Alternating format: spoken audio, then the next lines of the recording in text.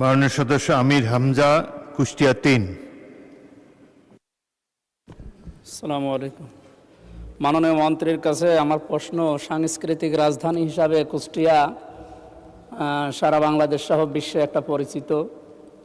আমাদের মাদক দ্রব্য নিয়ন্ত্রণের জন্য যে সমস্ত কথা প্রধানমন্ত্রী সহ মন্ত্রণালয়গুলো চেষ্টা করে যাচ্ছে, আমার প্রশ্ন, কুষ্টিয়ার লালন শাহের মাজার এটা কি মানে মাদক দ্রব্য মুক্ত এলাকা করার জন্য কোনো উদ্যোগ আছে কি না?